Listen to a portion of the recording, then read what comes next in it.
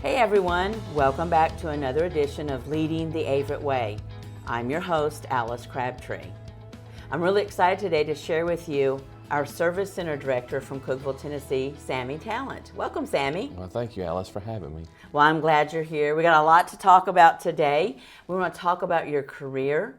We want to talk about your coaching style and advice you may have for future leaders or for current leaders in the system. I think those things are very important that you can share with the longevity that you've had with Averitt. You know, if I'm correct, you've been here 28 years? 28 full-time, 34 total. That is awesome. What a great career with Averitt. Tell us a little bit about yourself. Now, you are a true promote from within story. That is that's part of our culture. That's who we are. That's one of our commitments in Mr. Sasser's Always Averitt plan is to continue to promote from within. Tell us about your Averitt career, where you started and where you are. Okay, well, in 1990, I started with Averitt just quick as I got out of high school. Worked both docks, inbound, outbound, and pursued the frontline leader role and admired that frontline leader role. So I set my goal on becoming one, and then I moved into it. And then at Cookeville, we didn't really have a title ops manager, but it was more of an ops manager role. Kind of managed the outbound and inbound role together. But in between that, we did what we call the LC now. Mm-hmm. We started it in Cookeville and with Nestle Water. Okay. And so I managed the Nestle Water account on top of the inbound side of it. And as we phased it out, then I guess 20 years later, it was got the opportunity to be the Service Center Director and stepped into that role and still maintaining the few of the other roles, but enjoyed every minute of it. It's a learning experience for the whole 30-plus years of my career at Averitt, but so that's pretty much kind of sums me up. Yeah. What a great career. Well, let me ask you this question, because I know there's other leaders out there, or there's other associates who desire to be an Averitt leader. You said in your time at Averitt, it took you about 20 years to become a Service Center Director. What advice would you give someone in a position, a leadership role, who wants to grow, and someone who potentially wants to be an Averitt leader? What did you learn in those 20 years? What was important to you that kept you steady until you reached that goal?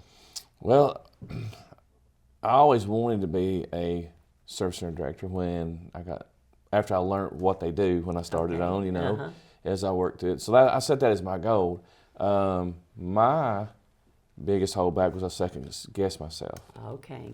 So I would give the advice of learn all you can, not only necessarily on the leadership side of it, but the internal side of it, on the computer side of it, and I would learn as much of the sales side as I could possibly learn. But I would pursue. I wouldn't hold back. I wouldn't second guess myself if I had driven that I wanted to be a director or wherever it may be. I would pursue it and not second guess and not hold back. Great advice, and we want our leaders out there to remember that. That is excellent advice. You know, you've been in this role, you've been at this service center for years, and you've watched times of where we excelled and where we grew, and times, obviously during COVID, that we had to shrink back and we had to adjust some things. Share with our leaders, give them some tips on how you managed during that time, that tough time, and how you continue to flourish.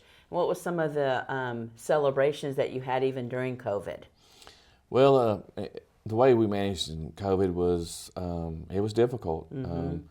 So it did open my eyes to, I need to do some revisiting of how I got my service center structured. So I did come and pull about every associate I got in and taught them how to manage my inbounds and my outbound dock. So not only are we one Power One, but we are definitely a Power One in Cookeville, because every associate I got can set up the inbound, the outbound plan. They can run it, they can close it out, they can open the facility, start the facility.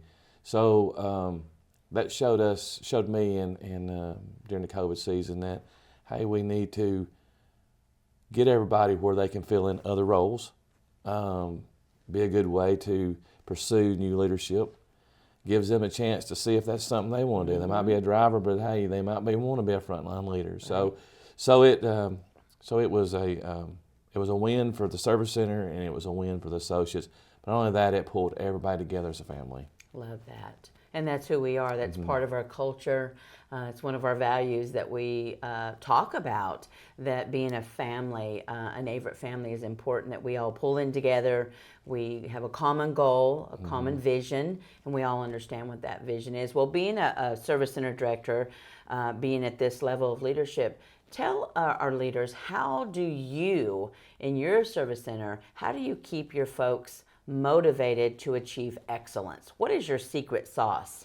Well, my secret sauce is I've got a lot of senior people. my associates, they've been with the company for a long time, so Yes. so it made it a little easier. But my I guess you would call it secret sauce is I love on my associates and praise them, and we work as a team, and I recognize them, in our associate meetings. We make everybody aware of what. Just a small example, when I get a lot of customers calling in on drivers, Okay. I bring that up into the associate meeting and make them recognize that, hey, this is what you see. And it drives the other guys to, they want to get a call in on too. Most of all my associates do get called in on because they do a great job. Yeah, they receive a recognition. And, I try to treat them as I want to be treated. I try to lead by example. Yep. I don't ask them to do something I've not either already done or will do. Yeah. So mainly I just try to lead by example. I love that. Well, you said in your response that it's important for you to bring them all together, to feel as a team, to make sure that everyone understands each other's role. And I know, being in the position that you're in, and there's other leaders out there in our locations, our service centers and site locations, how do you, as a leader, as a service center director, how do you bring together and encourage sales and operations? That is something that has to be massaged. It has to be treated with respect, but we got to work together for a common goal. How do you bring sales and operations together to be successful? Well, one of the biggest things that we've done is our salesman, he rides with our driver about once a month. We pick a different route. He rides with the driver, and he gets to see the back door. A lot of times, doors that salesmen don't get to see. Yep. But not only that, he gets to ride with the driver. These drivers have got stuff they see throughout the day. It gives them the opportunity to share with the salesman what they see, what they need, what truck lines is pulling what freight, and what new businesses pop up. So. You would think it would be as easy as, hey, we pass one another in the hallway, but it's not necessarily that way. Salesmen are on the road, drivers are on the road, and it's sometimes lack of communication. So you need to bring them together. So we need to bring them together. We're not separate business units. We're not in our own silos. It's important that operations and sales works together for success. It is. Well, let me ask you this. If you were in a room and you had every single Averitt leader in this room, what piece of advice would you want to give them about Averitt, about our culture, about this company, about being a great leader? I would say listen to your associates. As a guy told me one time, a good leader he's fast to listen, slow to speak. Yep. So I would say listen to your associates. Sammy, what would you tell your 20-year-old self, if you could, about your career, about Averitt, this amazing company that you joined? What advice would you tell yourself back then? I would tell myself I made the right decision, and I'd also tell myself, don't hold back, don't be afraid to make that plunge, take that step. That journey is well worth it.